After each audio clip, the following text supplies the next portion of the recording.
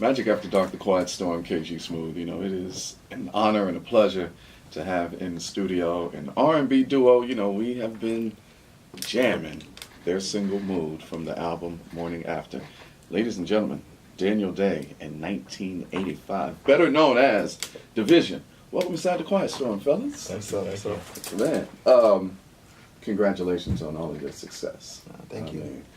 This is the second album. Morning After is the second album. It's vibes on top of vibes on top of vibes. So what was the inspiration behind this project?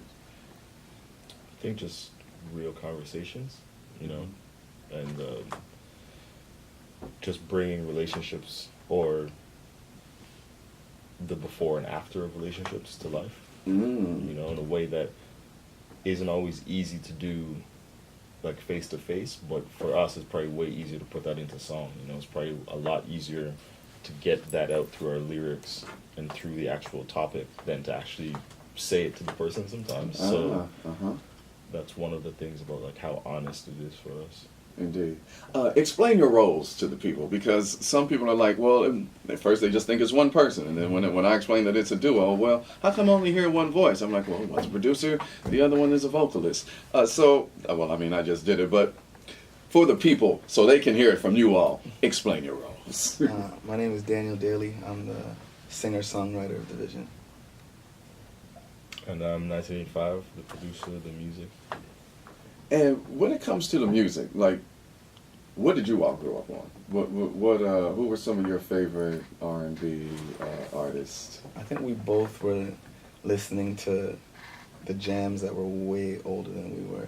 Like, you know, because that is this station. All the stuff that our moms and older, you know, cousins and aunts and, you know, grandmothers are listening to. So that's everything that goes from, as far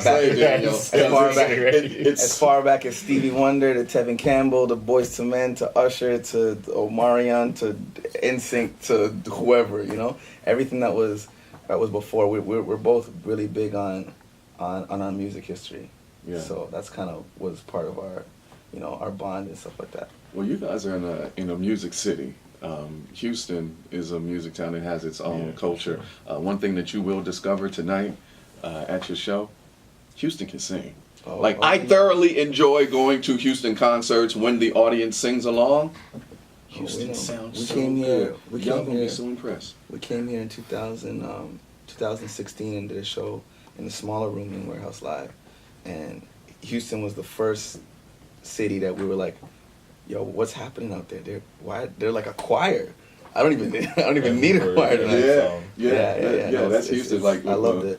Yeah, when Beyonce was here and she was doing Love on Top, and then the audience was singing along, and she cut the music, and the audience kept modulating, and I'm like, Houston can really sing. It's really dope. So you guys are in for a treat tonight. You're listening to Magic After Dark, The Quiet Storm. We have Daniel Daly in 1985, better known as Division.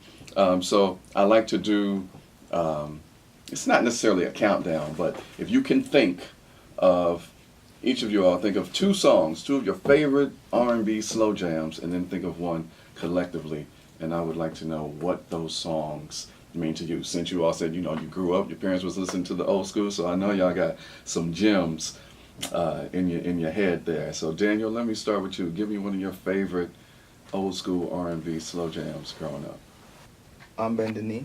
On Bended Knee. Boyz II Men. What is it about that record? I don't know. What feeling does it invoke? Give me a memory. It's you know what? It's funny because I guess it's like the same way nowadays I see myself. I see when we put out records, I see people saying like, oh, this record made me think about the relationship and that I never even had. Like they made me feel something for somebody, and I don't even have somebody. And I remember when I heard that record, I couldn't have been over. I don't know how old I would have been, but you know, I was definitely a little kid. But I just remember feeling like whatever I'm hearing, like I understood it for some reason, and there's no way I could have possibly understood it. I couldn't even had a relationship or had anything to do with that. But the way that they were vocal about, you know, the levels they would take it to get somebody back, I think was, I like that. You know, that's what hit me. 1985, you got one for me, bro? My old school track would probably be Beauty is her name, Drew Hill. Nice. And that was an album track favorite that the fans kind of like made a single. Made It a wasn't single, even yeah. an official single. Yeah, we banged that on Magic 102. We are going to get into that. Daniel, give me another one. You Got It Bad, Usher. Memory. Is it about Yeah. somebody? Yeah. I remember when that hit. You know, I just remember again hearing somebody break down, I guess, the loss of somebody that was really important to them, and at the time I don't think I was with somebody, but I had known what that felt like. You know, even though I was young, I was still like, you know, the girl you're feeling is not around anymore, or she's not feeling you like that anymore. Right. So, you know, that's a good one. You got it bad. Yeah. When you're on the phone, hang up, and you call right back. Yep. 1985. I think in the spirit of Houston, I'll go with Cater to You. Destiny's Child. Destiny's Child. Nice. That came out in 05, I think. 05, 06. That record just made every man feel good for a second. Yeah, indeed. Every man. Yeah. We're like, yo, you don't brush my hair and put my do-rag on? What's going on? You ain't fixing me dinner. Dessert. And so Dessert. much more. You're inside Magic After Dark, The Quiet Storm. I'm talking to the incredible R&B duo that is Division. So, fellas, on this song, I would need one collectively, a slow jam, an R&B slow jam that you guys both like, that we can get into tonight to round out this playlist. I remember whenever we eventually met, us talking about that album. And I remember that. What was on that one? You don't remember what song? Feeling on Your Booty. Fooling on Your Booty. Woman's Threat. That's on it? Yeah. Yeah, Woman's for Threat. sure. For sure, Woman's Threat. Yeah. Yeah. Okay. The piano on that was crazy. The video was crazy.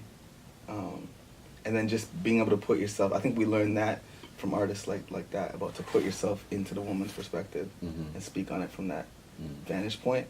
I think was like, we were both kind of like, that's dope. Okay. You know? You're listening to Magic After Dark, The Quiet Storm. I got Division in the studio. When it comes to arrangements and production, like, who did you all listen to or look to in terms of vocal arrangement? Or I guess this is more of a Daniel question. Vocal arrangements and production and all of that. My favorite producer besides 85 was always listening to the Timbaland stuff.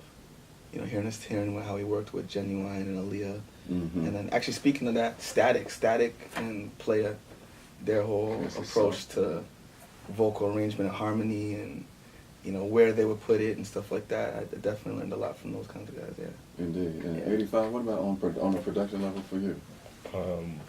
As you mentioned, Timbaland a lot. Quincy Jones, and I think most recently 40. You know, I think a lot of my production style now comes from some of the tricks I've learned from 40 as far as just like letting the singer or the artist really like shine. You know, I think a lot of producers really struggle with how to have this hot beat, but also to have this space for the, you know, the artist to really just like have their moment.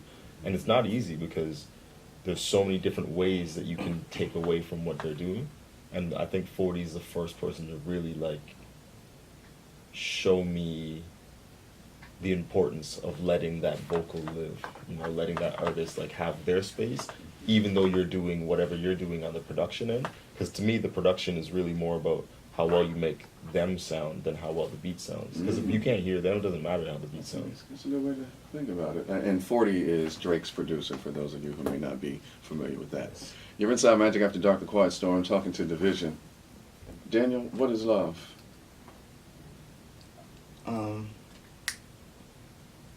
I think love is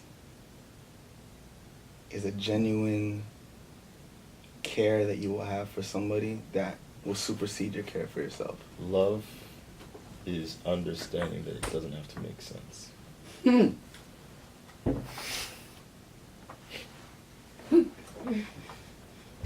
That's one of the best answers I've had. I ask all artists, like when they come through, like, that is my question. That is my question. What is love? That is dope. That is dope. ladies and gentlemen, Y'all won. Division.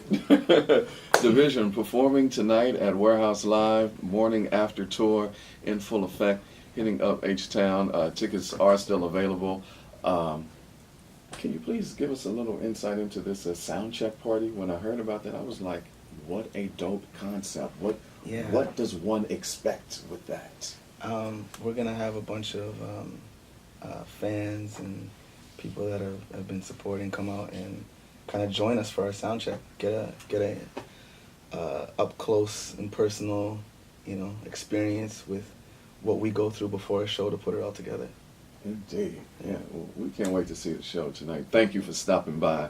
Rowdy After Darkness, Quiet Storm. It's Daniel Daly in 1985, better known as Division. The album Morning After is available right now, all streaming services. But just go ahead and comment, because if you love Mood, you're going to love the rest of the album, and you really should check out their first project, September 5th, which is also available.